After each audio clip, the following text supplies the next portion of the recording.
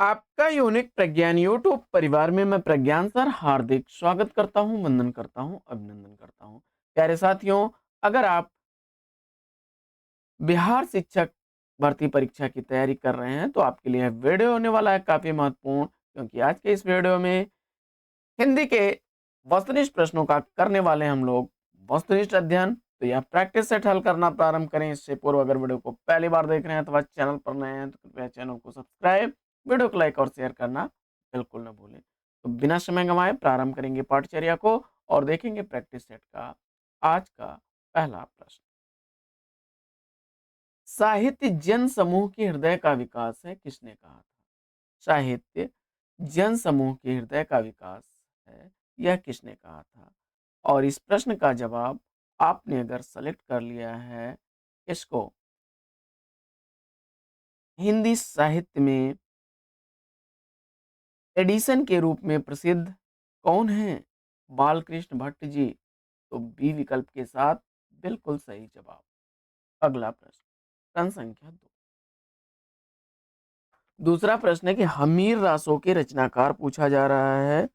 हमीर रासो का रचनाकार अगर आपने सेलेक्ट कर लिया है किसको? सारंगधर को। तो विकल्प ए इस प्रश्न का राइट आंसर है। हमीर रासो को आचार्य शुक्ल जी, आचार्य रामचंद्र शुक्ल जी जोधराज की रचना मानते हैं। जोधराज की रचना मानते हैं। वहीं राहुल सांकृत्यायन जी, राहुल सांकृत्यायन राहुल सांकृत्यायन जी इस रचना को जज्जल कवि की मानते हैं। जज्जल कवि की रचना मानते हैं राहुल सांकृत्यायन जी। वैसे ज्यादातर लोग हमीर रासो का रचनाकार सारंगधर को मानते हैं। ए विकल्प राइट आंसर है।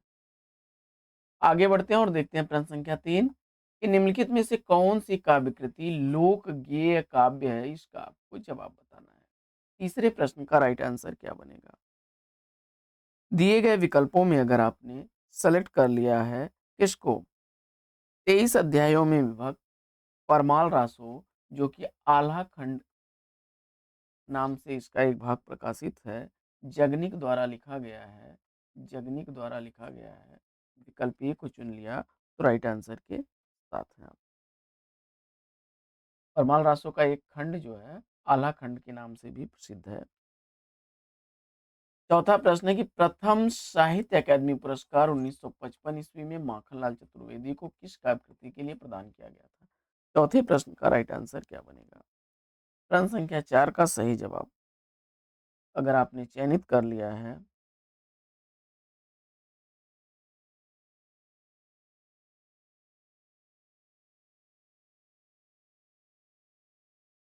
1955 ईस्वी में साहित्य अकादमी पुरस्कार माखनलाल चतुर्वेदी को उनकी किस रचना के लिए दिया गया? जवाब में आपने हिम तरंगिणी को चुना तो बिल्कुल सही जवाब विकल्प डी इस प्रश्न का राइट आंसर है। प्रश्न संख्या 5, निम्नलिखित कवियों में से कौन राष्ट्रीय सांस्कृतिक काव्यधारा के अंतर्गत नहीं आने वाले कवि हैं? इसका आपको जवाब बताना है। प्रश्न संख्या 5 का सही उत्तर चयनित करिए। देखिए, माखनलाल चतुर्वेदी, बालकृष्ण शर्मा नवीन और सुभद्रा कुमारी चौहान ये लोग राष्ट्रीय सांस्कृतिक काव्यधारा के कवि हैं। जबकि सुमित्रा नंदन पंत छायावादी काव्यधारा के प्रतिनिधि कवि हैं। तो विकल्प सी चयनित करके इस प्रश्न का राइट आंसर दिया है। अगला प्रश्न है कि इतिवृत्तात्मकता किस युग की प्रमुख काव्य प्रवृत्ति रही है? इसका आपको जवाब बताना है। प्रश्न संख्या 6 का सही जवाब चयनित करिए। छठवें प्रश्न का राइट आंसर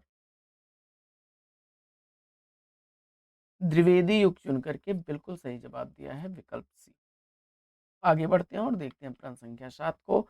सातवां प्रश्न, समस्या पूर्ति किस युग की काव्य प्रवृत्ति रही है? इसका आपको जवाब बताना है और मुझे उम्मीद है कि इस प्रश्न का बिल्कुल सही जवाब भारतेंदु काल चुना आपने। तो डी विकल्प राइट आंसर के साथ है आप। 8वां प्रश्न, निम्नलिखित साहित्यकारों में से किसका जन्म उत्तर प्रदेश में हुआ था? इसमें से कौन से कवि उत्तर प्रदेश में जन्मे कवि हैं? तो आपने सेलेक्ट कर लिया होगा। देखिए 24 फरवरी 1880 ईस्वी में अलीगढ़ जनपद में जन्म हुआ था सत्यनारायण कवि रत्न का। अलीगढ़ में जन्म हुआ था। तो विकल्प डी इस प्रश्न का राइट आंसर है। देवकीनंदन खत्री का जन्म बिहार में हुआ था। बिहार में हुआ था। वियोगी हरि और कांता प्रसाद गुरु, ये दोनों लोग मध्य प्रदेश में जन्मे थे। मध्य प्रदेश में जन्मे। आगे बढ़ते हैं और अगला प्रश्न है कि शिवाजी का पत्र किसकी रचना है? प्रश्न संख्या 9 का सही जवाब। शिवाजी का पत्र किसकी रचना है? और इस प्रश्न का जवाब आपने सेलेक्ट कर लिया है। कुकुरमुत्ता, राम की शक्ति पूजा, जूही की कली और तुलसीदास जैसी रचनाओं के रचनाकार सूर्यकांत त्रिपाठी निराला को तो बी विकल्प के साथ बिल्कुल सही जवाब के साथ हैं आप। 10वां प्रश्न। प्रश्न संख्या 10 है कि मुंशी प्रेमचंद किस पत्रिका के संपादक नहीं रहे? मुंशी प्रेमचंद जी किस पत्रिका के संपादक नहीं रहे हैं, इसका आपको जवाब बताना है। तो दिए गए विकल्पों में देखिए माधुरी, हंस और जागरण जैसी पत्रिकाओं का संपादन इन्होंने किया था। लेकिन रूपाभ जो पत्रिका थी, सुमित्रा नंदन पंत, सुमित्रा नंदन पंत इसके संपादक थे। सुमित्रा नंदन पंत संपादक थे। तो विकल्प ए इस प्रश्न का राइट आंसर। आगे बढ़ते हैं और देखते हैं अगला प्रश्न। अगला प्रश्न है कि मेजर चौधरी की वापसी किसकी कहानी? मेजर चौधरी की वापसी कहानी का कहानीकार पूछा जा रहा है। और प्रश्न संख्या 11 का सही उत्तर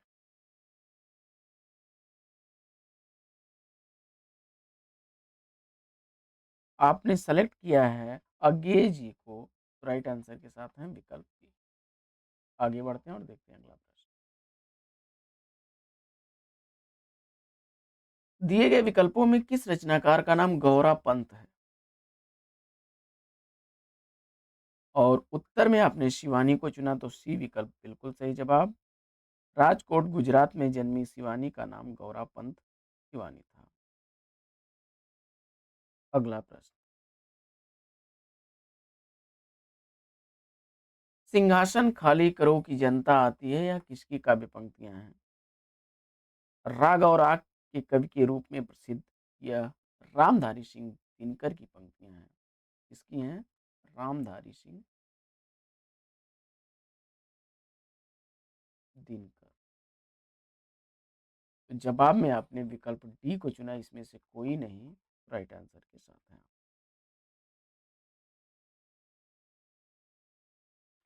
प्रश्न संख्या 14। 14वां प्रश्न है कि राष्ट्रगीत में भला कौन वह भारत भाग्य विधाता है? फटा सुपन्ना पहने जिसका गुण हर चरना गाता है, यह काव्य पंक्ति किसकी है? प्रश्न संख्या 14 का सही जवाब, मुझे उम्मीद है कि अधिनायक कविता से अवतरित यह पंक्तियां रघुवीर सहाय की हैं। ये विकल्प चुना होगा आपने राइट आंसर के साथ है। प्रश्न संख्या 15।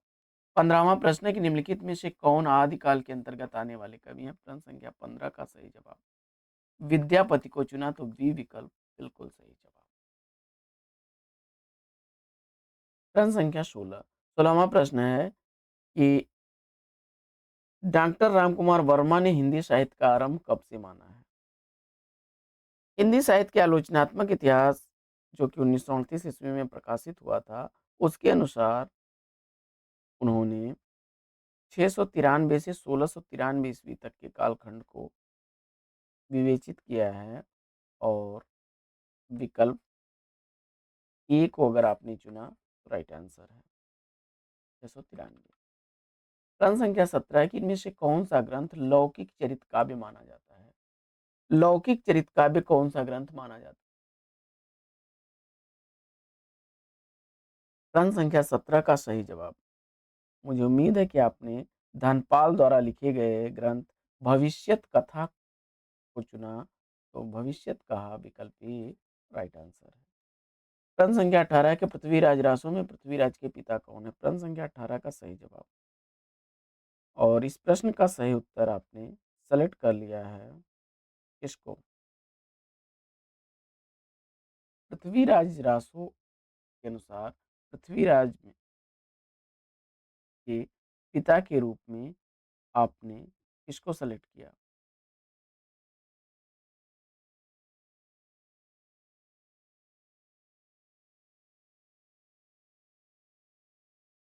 अनंग पाल को बिल्कुल सही जवाब। विकल्प डी इस प्रश्न का राइट आंसर है। बढ़ते हैं आगे और देखते हैं अगला प्रश्न।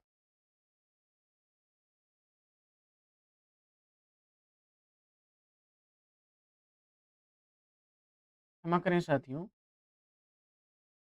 अनंग पाल उनके नाना थे। अनंग पाल उनके नाना थे। सोमेश्वर विकल्प 20 का राइट आंसर है। अनंग पाल की जो पुत्री थी इंद्रावती, उसका विवाह सोमेश्वर से हुआ था और सोमेश्वर के पुत्र थे पृथ्वीराज। तो विकल्प इसका बी राइट आंसर है। आइए बढ़ते हैं आगे और देखते हैं अगला प्रश्न। अगला प्रश्न है कि संत साधना का साहित्यिक रूप कहाँ पर प्रयुक्त होता है? प्रश्न संख्या 19 का सही जवाब अगर आपने कलेक्ट कर लिया है महाराष्ट्र के पढ़रपुर को, तो सी विकल्प के साथ राइट आंसर के साथ है। आइए बढ़ते हैं आगे और देखते हैं प्रश्न संख्या 20 को। 20वां प्रश्न है कि आचार्य शुक्ल ने प्रेमाख्यानक परंपरा का हिंदी में प्रथम प्रवर्तक कवि किसे माना? प्रश्न संख्या 20 का सही जवाब अगर आपने चयनित कर लिया है कुतुबन की रचना मृगावती से, तो राइट आंसर है विकल्प सी। अगला प्रश्न। शुक्ल जी ने कुतुबन को माना है, हजारी प्रसाद द्विवेदी जी ईश्वर दास को मानते हैं, इनकी रचना है सत्यवती कथा से, जबकि राम कुमार वर्मा मुल्ला दाऊद को मानते हैं। राम कुमार वर्मा जी मुल्ला दाऊद को मानते हैं, वहीं ईश्वर दास को मानने वाले हैं आचार्य हजारी प्रसाद द्विवेदी जी। हजारी प्रसाद द्विवेदी जी और शुक्ल जी ने कुतुबन को माना है, विकल्प ए राइट आंसर है। प्रश्न संख्या 21 है अवधी भाषा, अवधी एवं ब्रज भाषा दोनों में रचना करने वाले कवि कौन है? अवधी एवं ब्रज दोनों ही भाषाओं में रचना करने वाले रचनाकार पूछा जा रहा है और प्रश्न संख्या 21 का सही जवाब मुझे उम्मीद है कि आपने गोस्वामी तुलसीदास को चुना, तो बी विकल्प राइट आंसर है। प्रश्न संख्या 22। 22वां प्रश्न है रीत काल की विशेषताओं के संदर्भ में निम्नलिखित में से एक विशेषता गलत है, उस गलत विशेषता का चयन करिए। प्रश्न संख्या 22 का सही उत्तर आपने चयनित किसको किया? देखिए, अलंकार की प्रधानता, ब्रज भाषा की प्रधानता और लक्षण ग्रंथों की प्रधानता रही है, लेकिन प्रकृति के आलंबन रूप का वर्णन नहीं है। प्रवृत्तिगत विशेषता विकल्प सी इसका राइट आंसर है। आगे बढ़ते हैं और देखते हैं अगला प्रश्न। भारतीय युग का एक अन्य नाम क्या है? प्रश्न संख्या 23 का सही जवाब पुनर्जागरण काल, विकल्प सी को चुना, तो राइट आंसर है। आगे प्रश्न संख्या 24 है कि अंग्रेज राज सुख साज सजे शब भारी, अब पै धन विदेश चली जाती है अति ख्वारी। ये पंक्तियां किसके द्वारा लिखी गई पंक्तियां हैं? प्रश्न संख्या 24 का सही जवाब मुझे उम्मीद है कि भारत दुर्दशा से अवतरित इस पंक्तियों को आपने भारतेंदु हरिश्चंद्र का बताया, सी विकल्प राइट आंसर। प्रश्न संख्या 25। 25वां प्रश्न है कि गोल्ड स्मिथ की कृति ट्रैवलर का अनुवाद किसने किया? ट्रैवलर का अनुवाद किसने किया है, इसका आपको जवाब बताना है। प्रश्न संख्या 25 का सही जवाब श्रीधर पाठक, विकल्प सी को चुना, तो राइट आंसर है। द ट्रैवलर को उन्होंने शांत पथिक नाम से शांत पथिक नाम से अनुवादित किया था। प्रश्न संख्या 26। 26वां प्रश्न है कि द्विवेदी युग का वह साहित्यकार जिन्हें कविता कामिनी कांत, भारतेंदु प्रगेंदु, साहित्य सुधाकर जैसी उपाधियों से विभूषित किया गया। 26वें प्रश्न का सही जवाब क्या बनेगा? और इस प्रश्न का जवाब आपने सेलेक्ट कर लिया होगा द्विवेदी युग के प्रसिद्ध कवि नाथूराम शर्मा शंकर को। तो विकल्प ए इस प्रश्न का राइट आंसर है।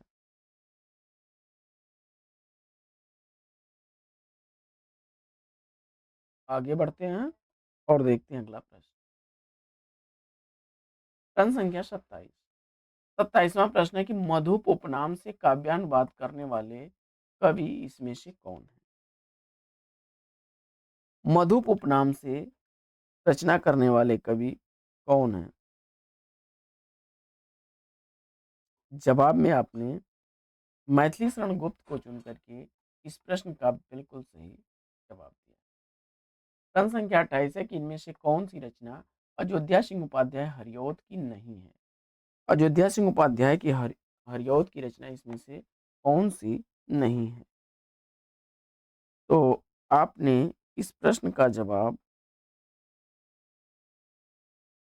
देखिए, विचित्र विवाह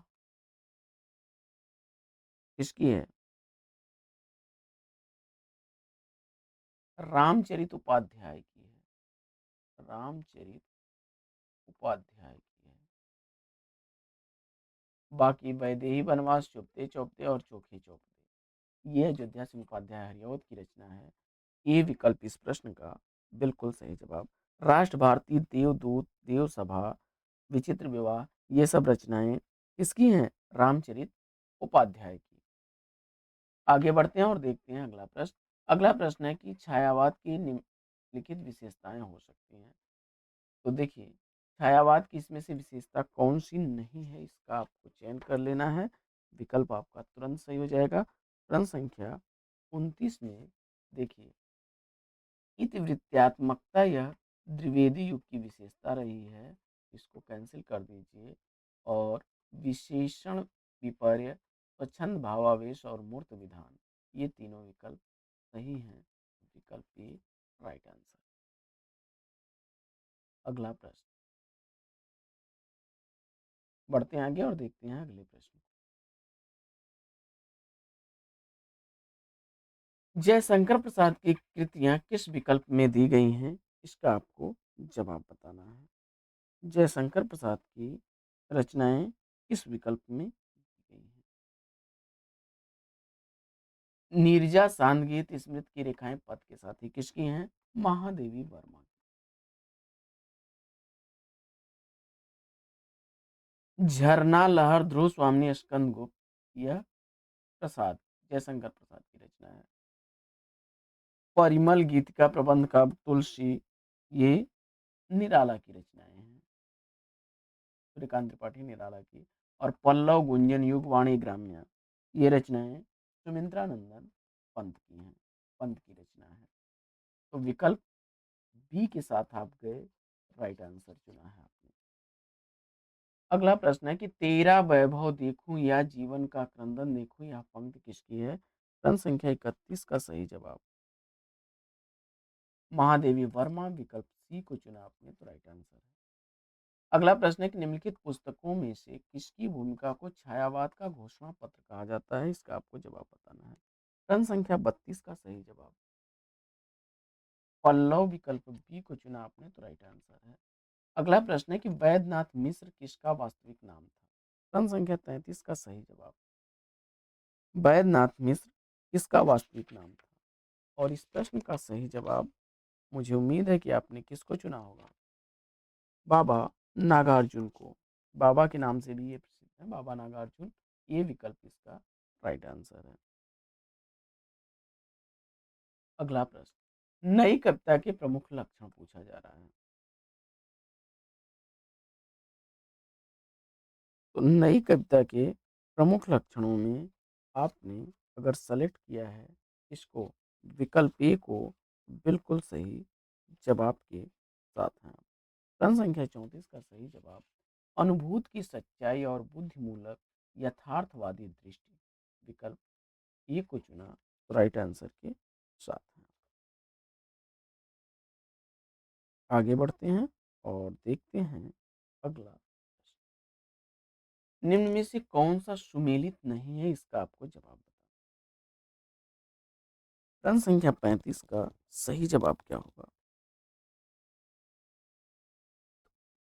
दिए गए विकल्पों में अर्धनारीश्वर रामधारी सिंह दिनकर की रचना, आस्था और सौंदर्य रामविलास शर्मा की रचना, आत्मने पद अज्ञेय की रचना है, तो प्रबंध प्रतिमा यह रचना किसकी है? निराला की है। सूर्यकांत त्रिपाठी निराला जी की रचना है। विकल्प सी का चयन करके आपने राइट आंसर। आगे बढ़ते हैं और प्रश्न संख्या 36 को देखते हैं। 36वां प्रश्न कि हिंदी निबंध का उत्कर्ष काल। प्रश्न संख्या 36 का सही जवाब क्या बनेगा? हिंदी निबंध का उत्कर्ष काल। विकास की दृष्टि से अगर देखा जाए तो शुक्ल युग जो है यह हिंदी निबंध का उत्कर्ष काल है। विकल्प सी चुना आपने, राइट आंसर है। अगला प्रश्न है कि निम्न में से कौन सा सुमेलित नहीं है? तो देखिए, मादा कैक्टस लक्ष्मी नारायण लाल का, रक्षाबंधन हरिकृष्ण प्रेमी का और द्रौपदी सुरेंद्र वर्मा का है, जबकि माधवी यह नाटक भीष्म शाहनी का है। किसका है? भीष्म शाहनी का। भीष्म शाहनी का नाटक विकल्प ए के साथ अगर आप हैं सही जवाब के साथ। प्रश्न संख्या 38 आह वेदना मिली विदाई, मैंने भ्रमवश जीवन संचित, मधुकरियों की भीख लुटाई। यह गीत जो है नाट्य गीत जयशंकर प्रसाद के किस नाटक से उद्गृत है, इसका आपको जवाब बताना है। और मुझे उम्मीद है कि आपने सेलेक्ट किया होगा 1928 ईस्वी का प्रकाशित स्कंद गुप्त नाटक को। राइट आंसर के साथ हैं आप। अगला प्रश्न है कि मलबे का मालिक कहानी का कथ्य क्या है? 1947 ईस्वी में लिखी गई यह कहानी भारत पाक विभाजन पर आधारित है। विकल्प बी इस प्रश्न का राइट आंसर है। बढ़ते हैं आगे और देखते हैं अगला प्रश्न।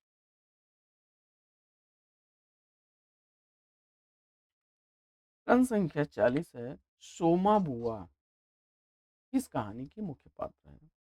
कई बार परीक्षाओं में रिपीट हुआ है। मुझे उम्मीद है कि इस प्रश्न का जवाब मनु भंडारी की कहानी अकेली को चुना होगा। बिल्कुल सही जवाब। अगला प्रश्न, रांगड़ी बोली कहाँ पर बोली जाती है? रांगड़ी बांगर ये बोलियां हरियाणा की हैं। डी विकल्प इसका सही जवाब। अगला प्रश्न, हिंदी का मानक रूप किस भाषा में विकसित हुआ है? तो जो मानक हिंदी है, आप देखेंगे मानक हिंदी का विकास खड़ी बोली से होता है। विकल्प ए को चुना आपने, राइट आंसर। अगला प्रश्न है कि इनमें से राजस्थानी की बोली कौन सी नहीं है?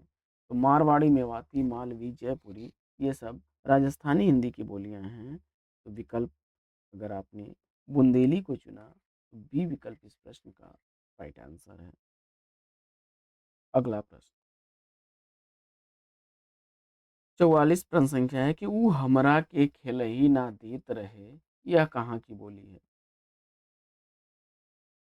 ध्यान दीजिएगा आप लोग कि हमरा, हमनी, तोहार, तोहनी, ओकर, हुनकर, इनकर, हे लोगन क, जौन, तौन, कौन, केहू, आपन, रउआ ये सब कहाँ की है?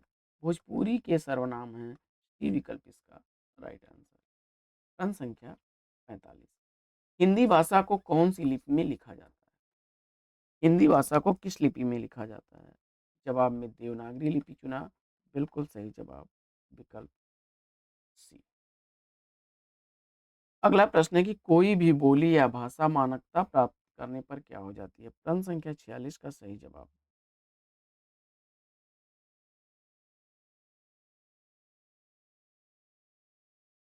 सरल हो जाती है। विकल्प डी इसका राइट आंसर। अगला प्रश्न, कार्यालयी हिंदी की भाषा कैसी होनी चाहिए? जब इस पर हम लोग कई बार चर्चा कर चुके हैं। अभिधात्मक चुन करके आपने राइट आंसर दिया है। अगला प्रश्न है कि देवनागरी लिपि का सर्वप्रथम प्रयोग कहाँ हुआ था?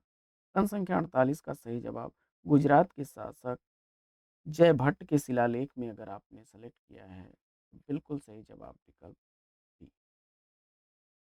अगला प्रश्न है कि संविधान के अनुच्छेद 351 में किस विषय का वर्णन है?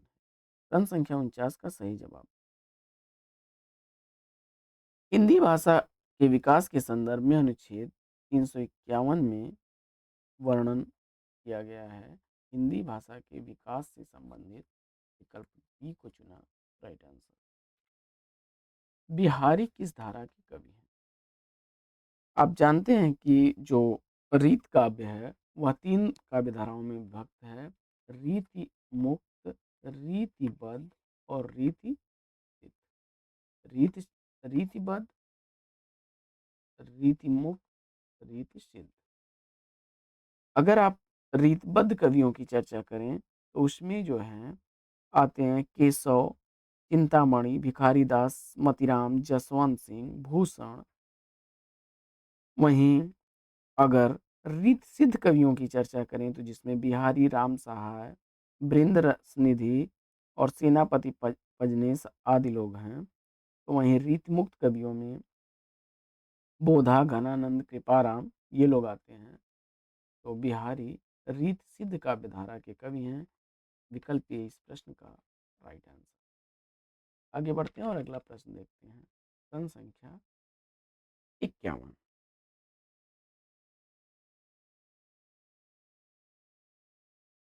प्रश्न संख्या 51 है, प्रेमचंद्र किस प्रवृत्ति के उपन्यासकार हैं? प्रेमचंद किस प्रवृत्ति के उपन्यासकार हैं? इसका आपको जवाब बताना है। और इस प्रश्न का सही उत्तर आपने आदर्शोन्मुख, यथार्थवादी सी विकल्प को चुना तो राइट आंसर है। प्रेमचंद्र के कुछ प्रमुख उपन्यासों की अगर बात की जाए तो सेवा सदन, सेवा सदन, प्रेमाश्रम, प्रेमाश्रम, रंगभूमि, रंगभूमि, गबन, गोदान, कायाकल्प, निर्मला आदि हैं। प्रेमचंद का एक चर्चित उपन्यास है जो अक्सर परीक्षाओं में पूछा जाता है। अधूरा उपन्यास इनका कौन सा है? तो अधूरा उपन्यास इनके द्वारा लिखा गया मंगलसूत्र है। मंगलसूत्र उपन्यास यह अधूरा है मुंशी प्रेमचंद का उपन्यास। आगे बढ़ते हैं और देखते हैं अगला प्रश्न।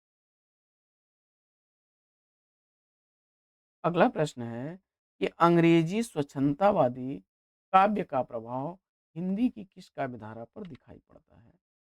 प्रश्न संख्या 52 का सही जवाब मुझे उम्मीद है कि आपने सेलेक्ट किया होगा इस पर छायावादी काव्य धारा पर। 1918 से 1936 ईस्वी के समय काल में छायावादी काव्य पुष्पित पल्लवित हुआ। तो विकल्प सी राइट आंसर है। छायावाद के प्रमुख कवियों में प्रसाद पंत, निराला वर्मा हैं। प्रश्न संख्या 53 है कि निम्न में से कौन सी रचना हरिशंकर परसाई की नहीं है? निम्न में से वह रचना आपको सेलेक्ट करना है जो हरिशंकर परसाई की नहीं। जीप पर सवार इल्लियां, यह रचना शरद जोशी की रचना है। तो विकल्प डी इसका राइट आंसर हो जाएगा। बाकी प्रेमचंद के फटे जूते, निष्ठुरता का गणतंत्र और विकलांग श्रद्धा का दौर परसाई जी की रचना है। वाक्यम रसात्मकम काव्यम यह कहने वाले आचार्य कौन हैं? और इस प्रश्न का जवाब साहित्य दर्पण से अवतरित यह उक्ति आचार्य विश्वनाथ की आपने चुना तो बी विकल्प बिल्कुल सही। अगला प्रश्न है कि राम ने कहा कि मैं घर जाऊंगा में कौन सा वाक्य है? प्रश्न संख्या 55 का सही जवाब संज्ञा उपवाक के विकल्प ए को चुना सही जवाब है। अगला प्रश्न है कि दिए गए विकल्पों में से शुद्ध शब्द चयनित करना है। वर्तनी की दृष्टि से अगर देखा जाए तो यानी शब्द विकल्प ए शुद्ध है, जबकि वाल्मीकि जो लिखा गया है इसमें बड़ी की मात्रा होगी और द्वंद में यहाँ पर वह छूटा हुआ है। इसके बाद उज्ज्वल में डबल ज बन जाएगा उज्ज्वल, उज्ज्वल। तो विकल्प ए के साथ राइट आंसर के साथ है। दिए गए विकल्पों में से शुद्ध शब्द चयनित करना है। तो जिजीविका होता है या जिजीविषा होता है। विकल्प आपने सेलेक्ट की इसको, बी को, बी विकल्प इसमें शुद्ध है। अगला प्रश्न है कि निम्नलिखित विकल्पों में से सभी शब्द व्यक्तिवाचक संज्ञा कौन से? व्यक्तिवाचक संज्ञा के रूप में इसमें रामचरितमानस, गंगा और राम, ये विकल्प को चुना राइट आंसर के साथ है। अगला प्रश्न है कि कौन सा शब्द अव्ययी भाव समास का उदाहरण है? प्रश्न संख्या 59 का सही जवाब आपने अगर चयनित कर लिया है आमरण को, तो डी विकल्प राइट आंसर है। मोती का तत्सम रूप मुक्ता अगर चुना है आपने तो सी विकल्प राइट आंसर है। अगला प्रश्न है कि आम खाया जाता है में कौन सा वाच्य है?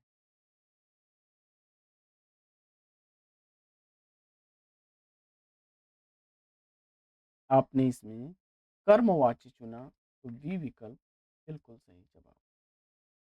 अगला प्रश्न है कि विकल्पों में से पुल्लिंग शब्द का चयन करना है। प्रश्न संख्या 62 में पुल्लिंग शब्द के रूप में आपने सेलेक्ट किया किसको? तेजस्वी विकल्प ए को, तो राइट आंसर। बाकी हंसिनी, परोपकारिणी और तपस्विनी स्त्रीलिंग शब्द हैं। विकल्प ए राइट आंसर। अगला प्रश्न, अगला प्रश्न है कि दशरथ के पुत्र राम ने रावण को मारा, इस वाक्य में कौन सा पद कारक बनने की सबसे कम योग्यता रखता है? प्रश्न संख्या 63 का सही जवाब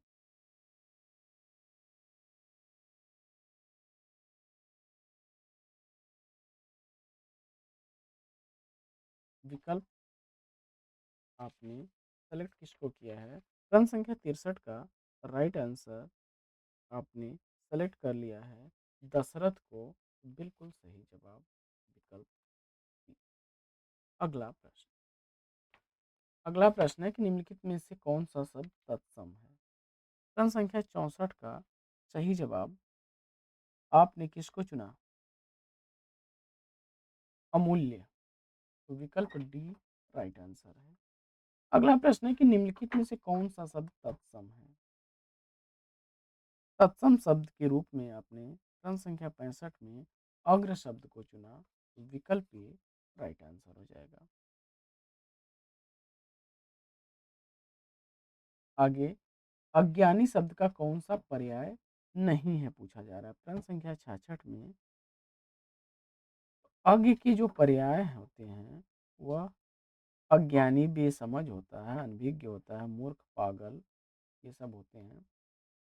तो प्रश्न संख्या 66 में राइट आंसर आपने भिज्ञ को चुना, तो बी विकल्प राइट आंसर है। इसका अर्थ होता है भिज्ञ का अर्थ प्राज्ञ, समझदार, बुद्धिमान, अक्लमंद, मेधावी, विज्ञ। आगे मौसम आज कुछ सुहावना सा है, वाक्य में सुहावना शब्द किसका परिचायक है? सुहावना विशेषता बता रहा है, विशेषण है। विकल्प सी इसका राइट आंसर है। अगला प्रश्न है कि अभी अभी राधा सो गई, कैसा वाक्य है जिसमें तुरंत कार्य के समाप्त होने का बोध हो? वहां पर क्या है? आसन्न भूत, विकल्प ई को चुना राइट आंसर। अगला प्रश्न है कि मंगल भवन या मंगल हारी, द्रवहु सु दशरथ अजीर बिहारी, इन पंक्तियों में छंद पूछा जा रहा है, कौन सा है? तो आपने इसका जवाब चौपाई छंद को चुना, विकल्प बी राइट आंसर है। आगे माला फेरत जुग भया फिरान मन का फेर, कर का मन का डारी दे, मन का फेर। इस दोहे में अलंकार पूछा जा रहा है। प्रश्न संख्या 70 का सही जवाब। यहाँ मन का शब्द जो है, इसके एक से अधिक मन का, और मन का यानी मन का, हृदय का, हृदय का, और मन का यानी माला। माले का जो दाना होता है, उसे भी मन का कहते हैं, मणिका जिसको। तो एक शब्द की पुनरावृत्ति हो और अर्थ अलग अलग हो, वहां पर यमक अलंकार होता है। डी विकल्प राइट आंसर। अगला प्रश्न है कि निर्विवाद में समास पूछा जा रहा है, और अव्ययी भाव समास विकल्प बी को चुन करके इस प्रश्न का सही जवाब। अगला प्रश्न है कि धातुस्मा में प्रयुक्त संधि पूछा जा रहा है। प्रश्न संख्या 72 का सही जवाब। धातु धन उष्मा यानी उ और उ मिलकर के दीर्घ हो रहे हैं, विकल्प सी को चुना। देखिए, धातु प्लस उष्मा, इसमें उ और उ मिल करके बड़ा उ हो रहा है, दीर्घ हो रहा है। ये विकल्प राइट आंसर है। अगला प्रश्न है कि निम्नलिखित शब्दों में से स्वर संधि किसमें है। प्रश्न संख्या 73 का सही जवाब चयनित करिए। स्वर संधि का उदाहरण किसमें है, और इसमें सेलेक्ट किया है आपने राम धन अयन, दीर्घ संधि, विकल्प बी को चुना तो राइट आंसर के साथ। अगला प्रश्न,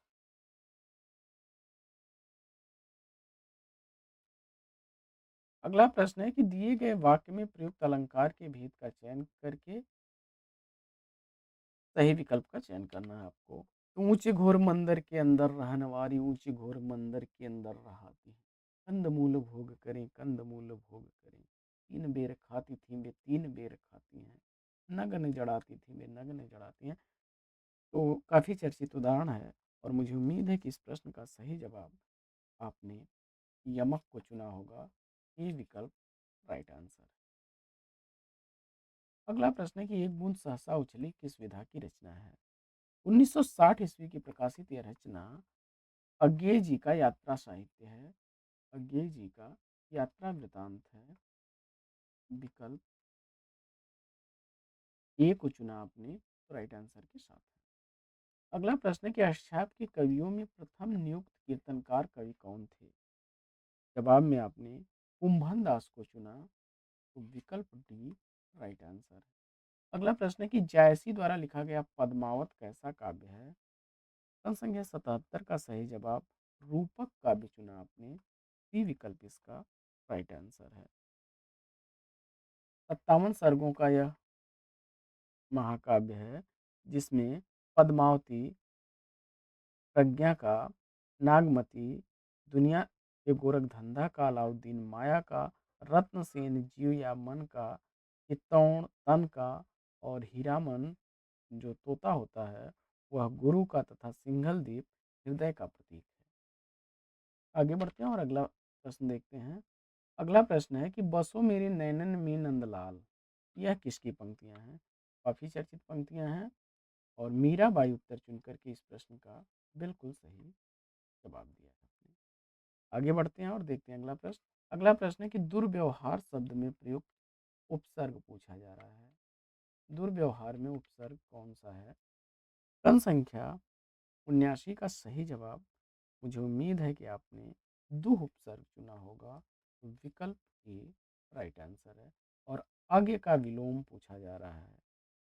अज्ञ शब्द का विलोम विज्ञ बनेगा, विकल्प ए इस प्रश्न का राइट आंसर हो जाएगा। साथियों, आज की यह पाठचर्या कैसी लगी कमेंट्स करके जरूर बताइए। आज की इस पाठचर्या में लेते हैं यहीं पर विराम, फिर मिलेंगे आपसे अगली वीडियो में एक नए तर्क में, एक नए टॉपिक, एक नए अंदाज में। तब तक के लिए लेते हैं आपसे विदा। आपका जीवन मंगलमय हो। बेस्ट विशेष, बेस्ट ऑफ लक। जय हिंद।